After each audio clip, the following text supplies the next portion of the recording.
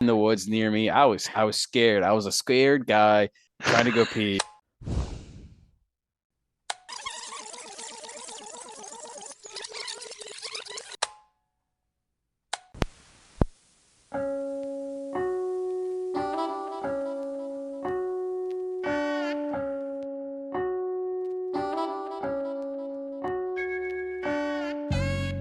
I'm Rich. And I'm Josh. Make sure your Walkman is at full battery because we're diving into our dad tapes.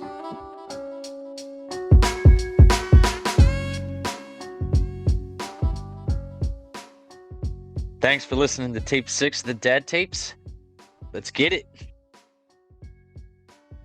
What are we drinking tonight, Rich? Tonight you turned us on to a Kane Brewing Company. It's Head High IPA out of Ocean Township, New Jersey. My first time ever drinking this beer, and it is a tasty IPA. It's a 6.6 ABV, but honestly, it goes down light. It does. It's ABV, obviously higher than a Slightly Muddy. Has that IPA taste to it, but not too hoppy. This is a really good beer. This Yeah. is a tasty beer. What's your Yeah. thoughts? Yeah, dude, I came across this beer, I want to say a couple years ago. I was at a bar here in town and I saw it on the list and I'm like, "Hey, you know what? I'm gonna try it." I had one, went down nice and smooth, hit like two or three. I'm like, yeah, I'm feeling good, dude. I hit that fourth beer and I was like fucking toasted. Uh, And it's really good.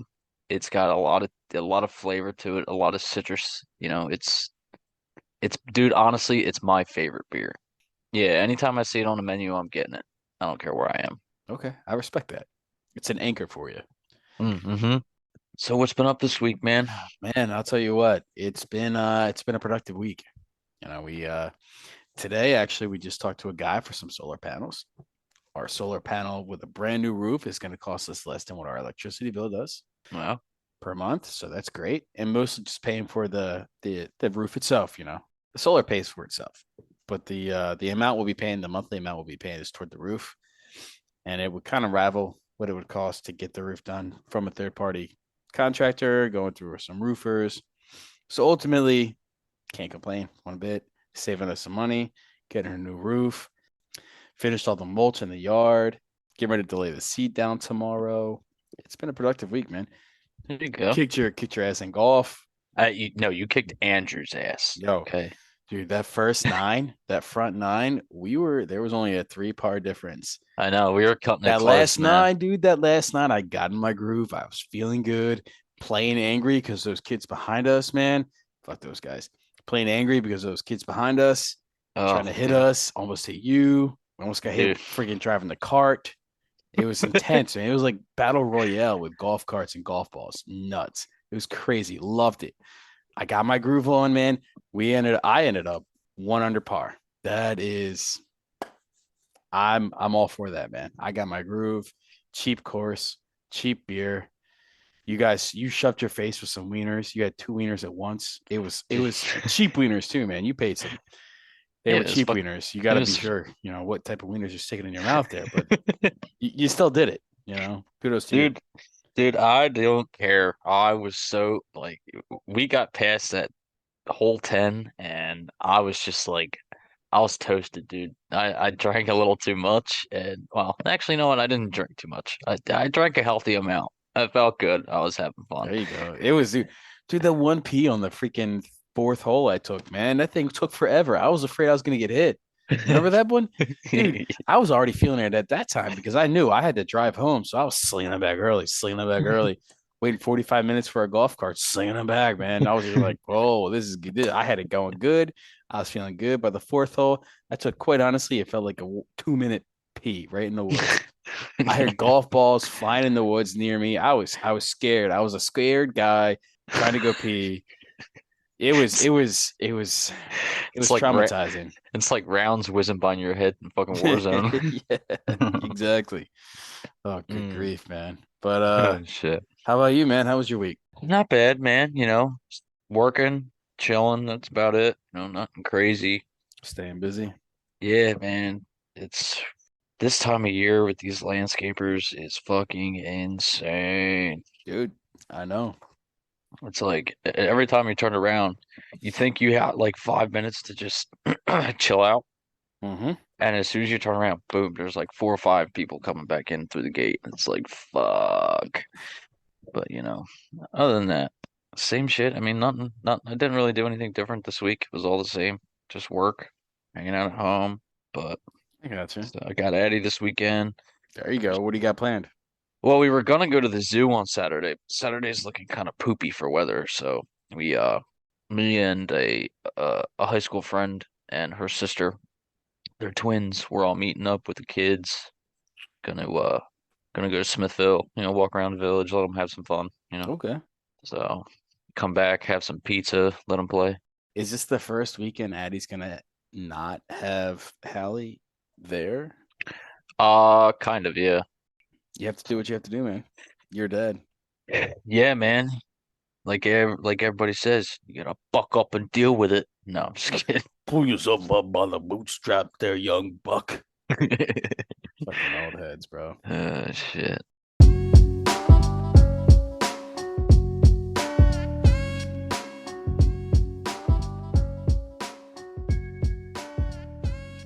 So it's about that time for us to be a prepared dad.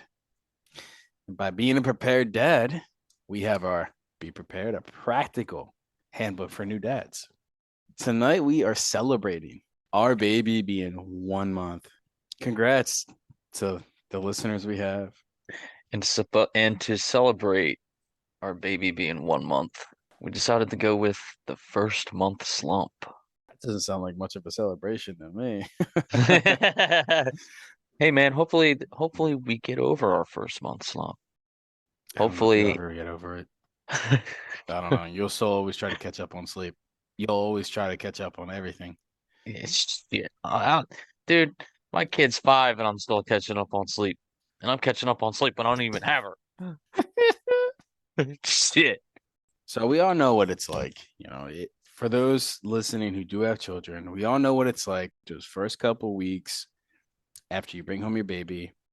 But just remember one thing: you're not alone. Here we are as dads, as parents. Here we are as parents. Going through these 100 different thoughts, and like the book breaks it down, like some of these thoughts. This baby can't be mine.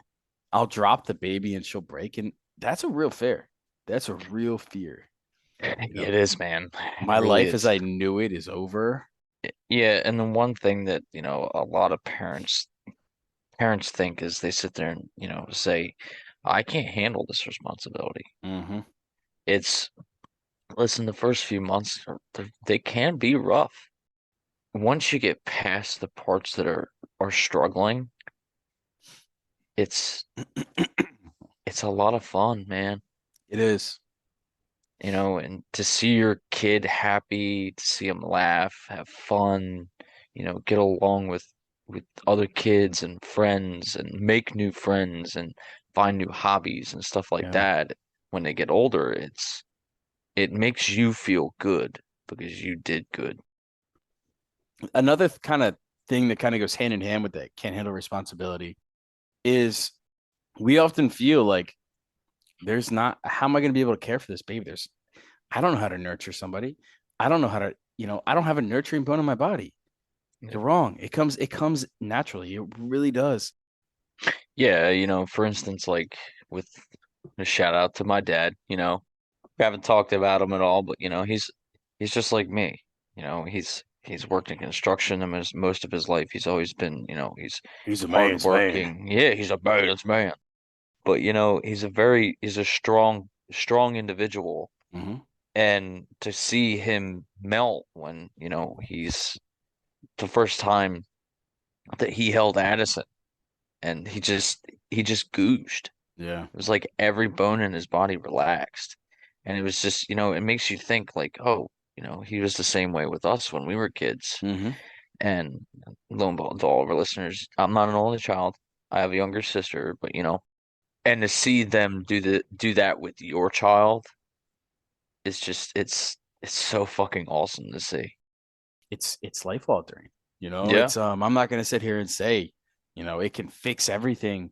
no matter your relationship with your parents, but at the end of the day, it allows you to see a new perspective, and it reminds you that they were just like you at one point. Yeah, it shows you emotion that you Hmm. honestly have never would have thought that you would have seen. Another thing that parents, parents alike, they feel like the baby just feels nothing for them, and it's sad. It's sad to have to feel to have that thought process, but it's common thought. You know, don't beat yourself up over it because at the end of the day, the baby does feel something for you. It doesn't express it. It doesn't know how to express it. It doesn't even know what it's feeling, but it does. This one that I'm looking at, man, I'll never have sex again. Oof. Never thought that. You know what? Honestly, I did. Because you know what? I mean, Addison wasn't that much of a handful when she was younger, but I mean, she's not a handful now, but just just the responsibility of, because honestly, I wasn't ready to have kids. Yeah, And I really don't think that there are many people in the world that are ready to have kids. It's something it's a major responsibility. it is. And a lot of people sit here and think, oh yeah, I'm ready, let's do it, and this and that. And then boom, babe, 9 months later, baby comes out and you're like, holy shit, this is life altering. Yeah, yeah. And it's like it makes you sit here and think, well, I don't want any more intimacy. But you get to the point where, like it says, the first month slump, You get through that. you get through that point and you're like, oh my God, this is awesome. And then you sit here and think, oh, I want more. Yeah. And it's just so fun to see your child, grow and develop and become an individual. That's exactly what it is. It's just the first month slump. There's no way to really put it. The book also says there's a couple other things like I feel nothing for this baby, which to get personal, I felt that way. It's scary. It sucks. And you don't want to feel that, but you just have to realize that it is a common thought because you beat yourself up over it thinking that this baby doesn't feel anything for you and I don't feel anything for it. And is something wrong with me? Is something wrong with the baby? Is what am I doing wrong? Especially if it's your second child and it's just differing feelings and emotions and it's scary. You just have to remind yourself that firstly, not every child and the processes those children and postpartum and prenatal go through, it's not the same. And secondly, you just have to remind yourself that you do feel something. You're not yourself, and You're that's blinded by okay. responsibility Not in the even beginning. responsibility. I mean, especially if it's your second, yeah, the responsibility is renewed, but you live through that responsibility once. You live through those phases once before, Yeah. and I don't know, you really don't. You're not there yet, Josh, and I know you want to be in the future, Oh but God, it's dude, I it's want to so different, bad. man. It's really different, and you just have to remind yourself that you're not the only one, and everything you're feeling is probably have has been felt before, and it's okay. It's valid. And the other thing this book also says, and this doesn't come out of the first slump, I'll tell you that much. I'll go broke and we'll be homeless. That's still a real fear for us now. That fear is still prevalent now. So ultimately, at the end of the day, what this book is just trying to get across is, Don't doubt yourself. and everything you're feeling for the most part is probably normal, and just remind yourself of that because it's important. Very important.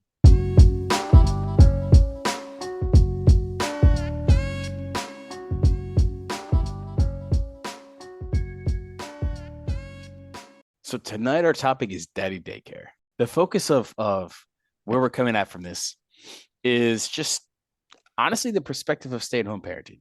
I have that very first-hand experience with it, and for a couple of years now.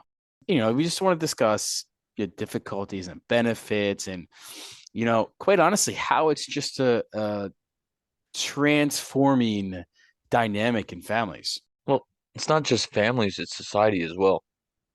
Well, yeah, you're right. The perception, those who aren't families, the perception of stay-at-home parents.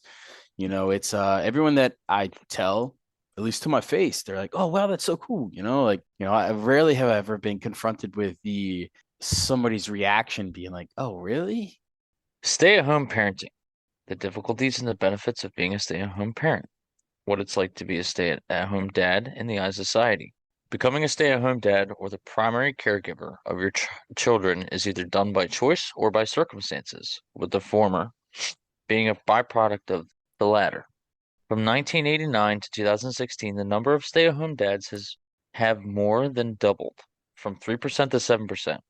More specifically, there was an article issued by Forbes which referenced a study by Pew Research that cited currently stay-at-home dads come in at 2.1 million fathers who have shifted to stay-at-home dads. That's pretty high. Yeah, that's really Yeah, high. that's a large amount. I I mean, mean, if you were to honestly, ask that's me how many stay-at-home dads there are, I would not have guessed 2.1 million. hell no, that's a lot higher than I thought it Yeah, would be. yeah. Millennial dads are twice as more likely to be stay-at-home parents than their predecessors, Gen X, from 3% to 6%.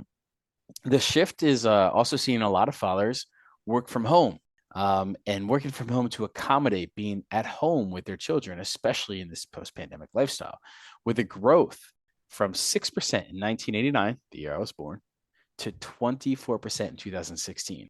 Dude, that's a high jump. It is. And the most interesting part about this is that was in 2016. 7 years ago. Exactly. It's crazy to think. And I can guarantee you that number is even higher now. I couldn't find anything more recent to put in there, but 2016, 7 years ago, and now it's at 24%. I would love to see what that number would be at in 2023, even 2022. And it's gonna alter drastically just because of the pandemic. Oh yeah. With that growing shift, though, dads now also see being a parent as an important part of their identity, their makeup, and it arguably so much so that it now rivals this 1% off, 57 to 58% respectively, to mothers. It is just now just as important as a father. Yeah. And, on top of all that data, fathers who are working are also becoming more involved and in cases where both parents Mm. work.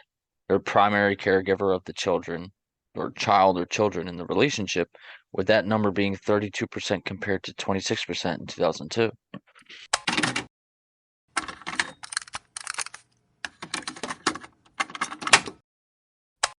And that's crazy.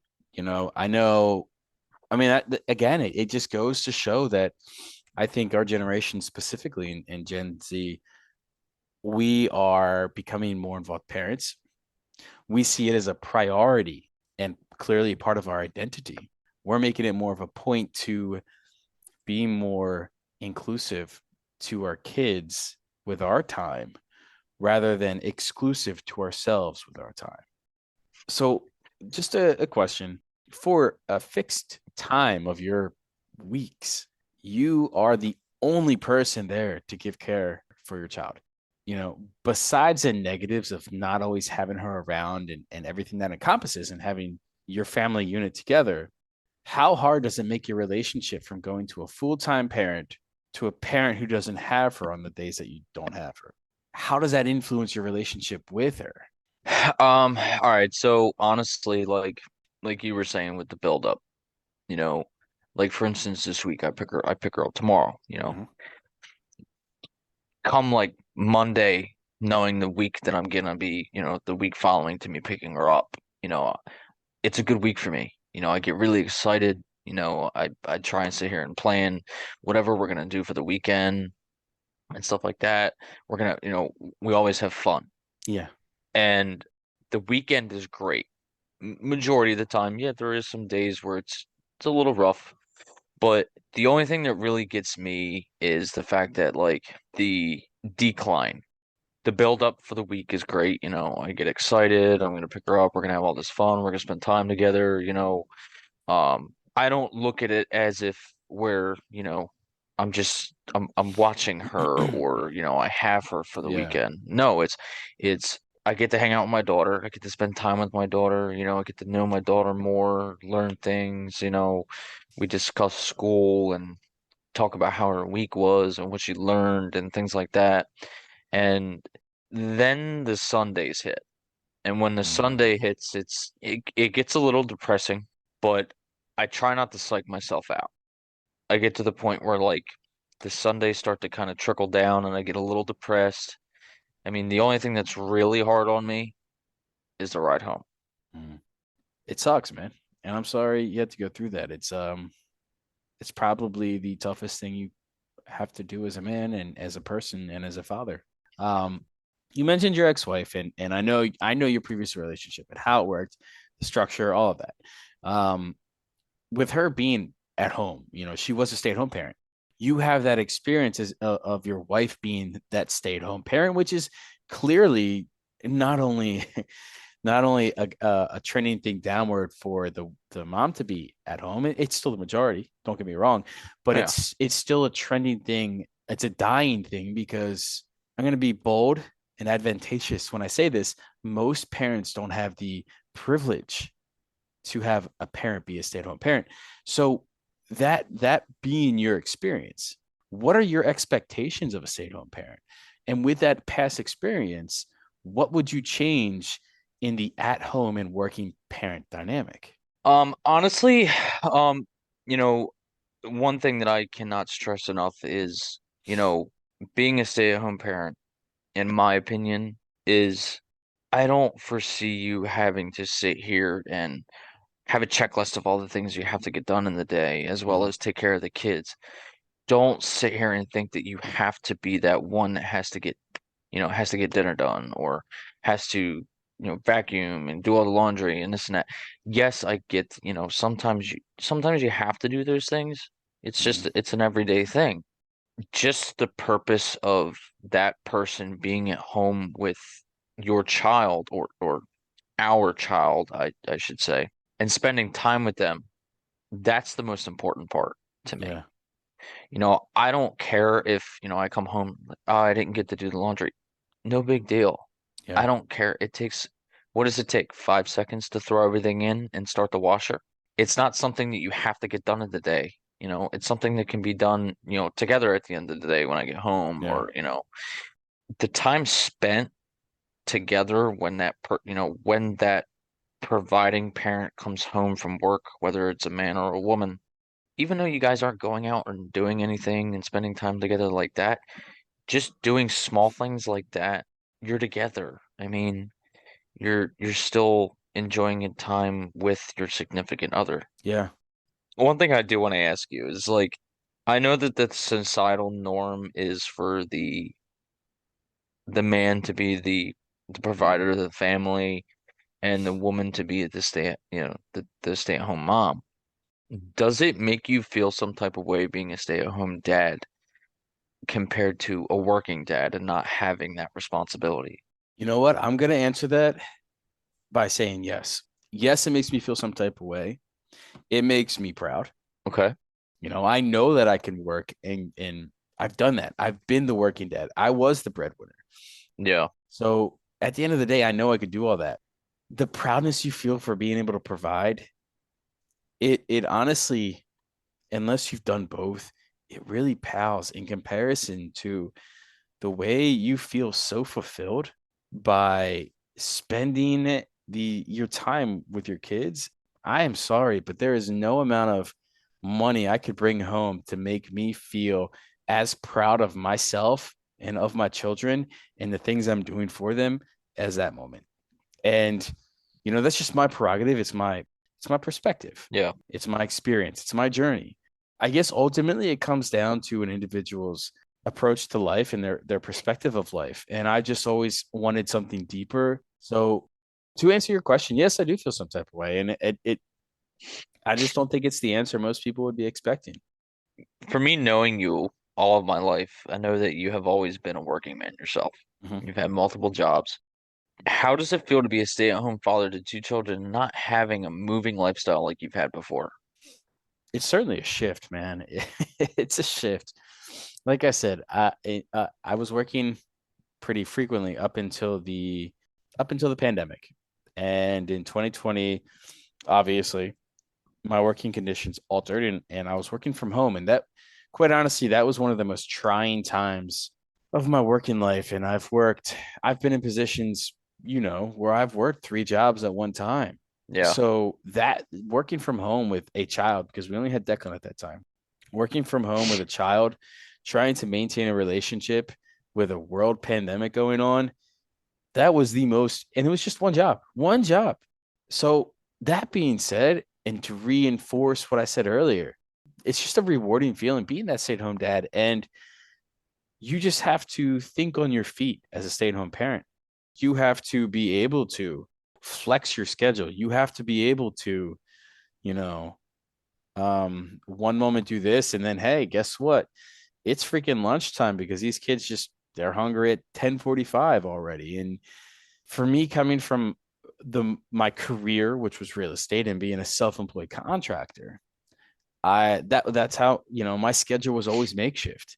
I would have a loose, rough schedule, but at the end of the day, you have to allow that room for flexibility. So ultimately, I don't think it is drastically different.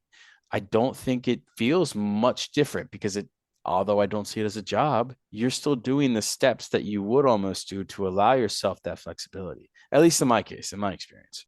I know coming from a previous relationship that you saw your ex-wife be the stay-at-home parent, obviously they're going to have so much more time with your child than you get to. Did you ever start to feel some type of negative feelings or animosities towards your ex-wife at that time? I guess any type of negative emotions from that.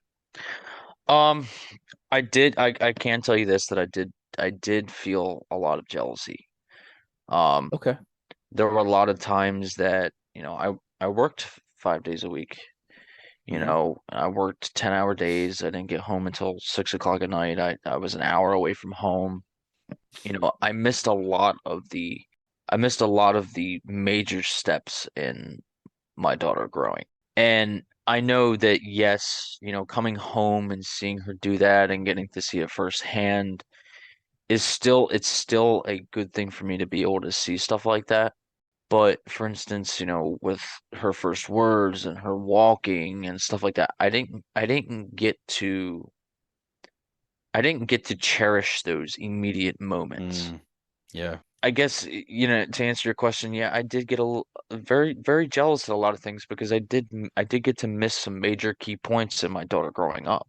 And it's like, for instance, with the situation I'm in now with my new job and everything like that, I made it a fair key point to my boss. I said, listen, I'm not trying to be selfish or anything here, but because we work Saturdays. And I had said, listen, the weekends I have my daughter, I'm not gonna be here. Yeah. I missed out on so much before. I'm not missing out on anything now. That's so profound to me that you did that, and I respect you profusely for that, bro. I really do.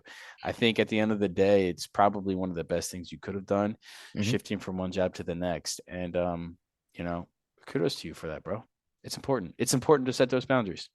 What I really want to ask you is the fact that I know that you being a stay-at-home dad now and you being with the kids all the time and stuff like that, but do you miss being able to have an up and go lifestyle compared to having to have a checklist for things you need throughout the day? If you have to go somewhere with the kids while Joel's at work, how do you handle outings to try and keep the kids occupied as well as, keep yourself sane? I mean, that's a loaded question. Keeping myself sane, that's a whole different topic. Quite honestly, but focusing on me time and making that setting those boundaries, even with kids, you have to set that boundary. You have to make it a priority for yourself as well to focus on yourself, to allow yourself to be okay for them. Because if you're not okay, you're not going to be okay for them, and if you're not okay for them, they're not going to be okay. So, I Yes. mean, it you really need to focus on you as well. Now, do I miss being able to have the up and go lifestyle? I would answer that by saying yes and no. I miss the freedom of that flexibility. Ultimately, again, Yeah. I was a self I was an independent contractor, so I had the liberty of deciding, what, I'm going to schedule myself 4 or 5 days off in a row. You know what, I'm going to take a vacation. You know what, Jill and I are going to go do this. We're going to go do that. Do I miss that? Absolutely. And now that'll come back to us in the future. I Yeah. don't want to rush that. Now being a parent of a toddler, two toddlers. I'm sorry, of a toddler and now a little kid. No, But I do miss that, and I look forward to getting that back as well. you will But eventually. exactly, having that checklist and things like that, it's changed my approach and moving forward in the future how I'm going to handle my free time because my free time was free time. And I'm not saying that I'm going to create myself a to-do list every day, but I'm going to create some type of agenda to get to be accomplished, to feel accomplished, because that Yeah, that does make a difference. So, like I said, it's a yes and no answer. Yes, I miss that freedom. No, I don't miss having moments of boredom, spurts of, yeah. what do I do with myself now? Or, oh, well, hey, just, you know, it's not it's just totally different. What we want to kind of get across is no matter your situation as a father or a mother, just There's no judgment, man. be involved and don't allow any judgments to influence you. Don't allow your own judgments of yourself to influence you. Just be yourself. Be your true candid self. You want to ask your 5-year old, 6-year old self, hey, how can we have fun? Let your child's imagination influence you. Yeah, playing Legos with your kids. You'll find yourself right down there building this long, Hot Wheels racetrack, going down the steps and banking around the bend, only to shoot out toward the playroom. I mean, it's Putting holes in walls and shit. no, not holes in walls. That we're not doing. Sorry, kids.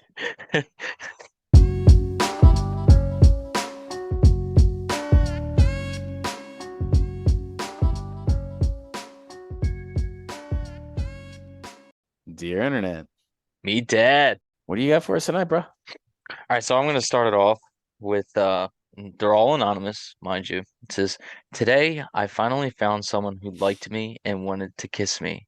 It was a 5-year-old at the daycare I worked at. FML." Oh, God, that sounds so lonely. All right, I got one. This one here is admit your shit. That's a heavy title already. Today, while I was working as a teacher at a daycare, a 2-year-old girl decided the best way to share that she had pooped was to reach in her diaper and attempt to hand me some. FML. Here you go. You want a present? Wow, that's caring, that is giving, that is thoughtful. Um, we'll just stop it there. All right, here we go. Today, one of the kids at the daycare center I work at was so excited at the fact that his constipation was over, he felt the need to bring me his fecal matter in his hands Oh to show God. me. Guess who had to clean up the aftermath? FML. Oh my God. God, these poop stories, man. What are you doing to us here? They're all This daycare, man. I is figured it yeah. was it was appropriate. Daycare sounds pretty shitty, apparently. So here's one called Thief. Today I hit a new low point in my life when I stole sorry. When I stole batteries from a toy at the daycare I work at and put them, oh God, dude, and put them in my vibrator. Wow, that FML. That's That is fucking low, man. it's time for a social media shout out. You know, this is the 6th time we're saying this, but hey, you know what? You guys still ain't following us. You guys still ain't reaching out to us. We want to hear you. Speak up. Use your voice. We know you have one. Be sure to follow us on Facebook, Instagram, and Twitter. On Facebook, you can find us at /the Dad Tapes. On Instagram, the Dad Tapes Podcast, and on Twitter, the Dad Tapes. Be sure to also like and subscribe and leave a review of the show wherever you listen to your podcast. It helps the show. It really does. And don't forget to rewind the tape before boxing it back up, guys. Look, one of the worst things in the world. Don't be that guy. You're not that guy, bro. You're not that guy. Thanks for tuning in, guys. Have a good week, guys. Peace.